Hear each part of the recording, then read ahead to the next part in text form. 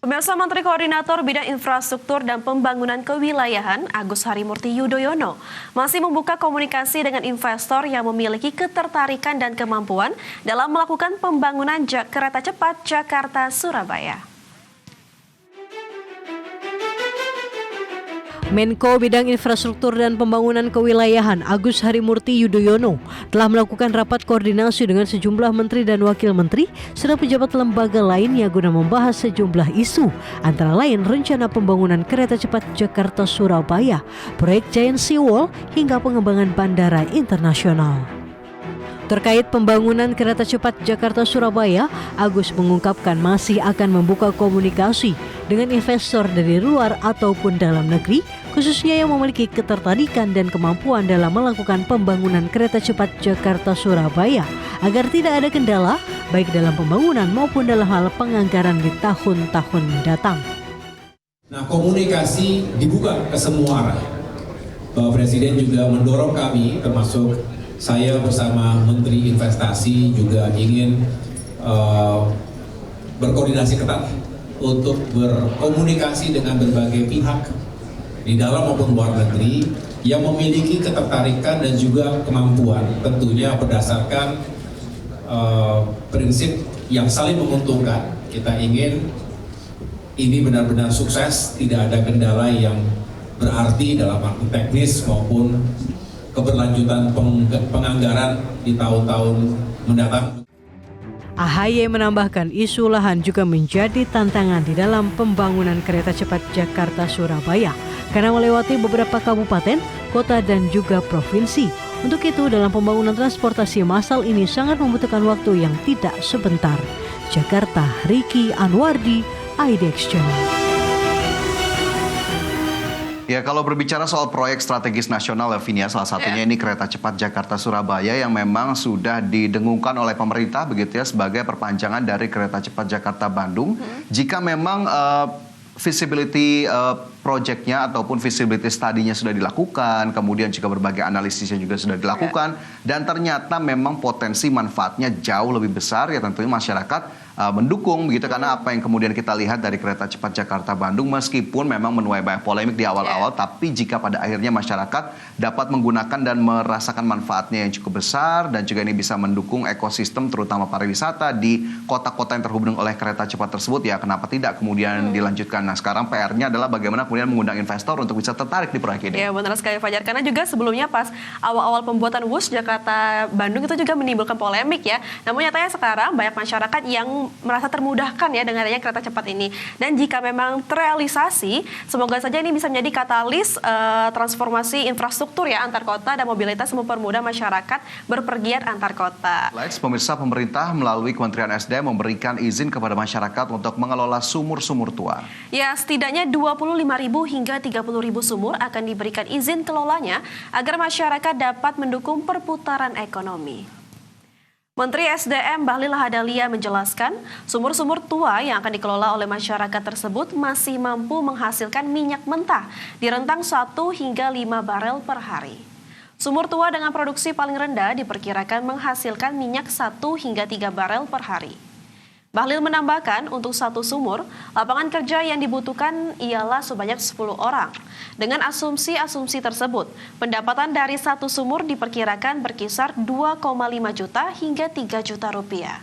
Pemberian izin pengelolaan sumur minyak kepada masyarakat juga disebut sebagai upaya pemerintah mendorong pemerataan ekonomi.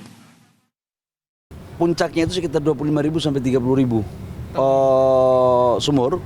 Dengan asumsi rata-rata terjelek aja lah sekitar 1 sampai 3 barel ya, nggak usah kita bicara yang jauh-jauh. Berarti belum ada proyeksi real untuk minggu pertama? Real minggu pertama belum kita laporkan karena sudah masuk dalam laporan di pertama ya. Ya, dalam program Market Review IDX Channel, anggota Dewan Energi Nasional 2020-2024 Satya Widya Yuda menilai langkah Menteri SDM mengizinkan masyarakat untuk mengelola sumur tua dinilai akan meningkatkan lifting minyak nasional mencapai target APBN sebesar 605.000 barel per hari.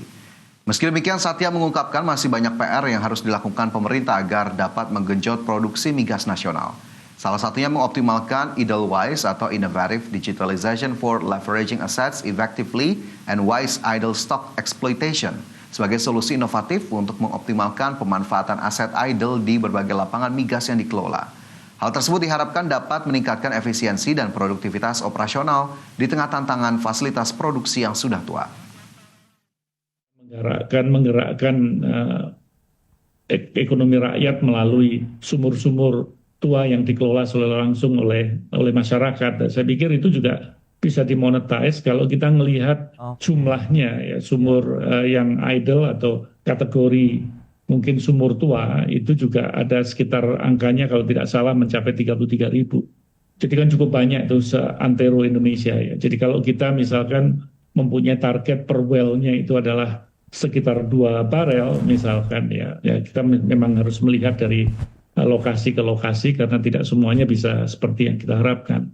Itu paling tidak. Lainnya, di mana Kementerian Pariwisata bersama dengan sejumlah kementerian dan lembaga sepakat berkolaborasi dalam menumbuhkan perekonomian nasional, khususnya melalui sektor pariwisata. Ya, dengan kolaborasi ini diharapkan mampu mempercepat visi dan misi Astacita pemerintahan.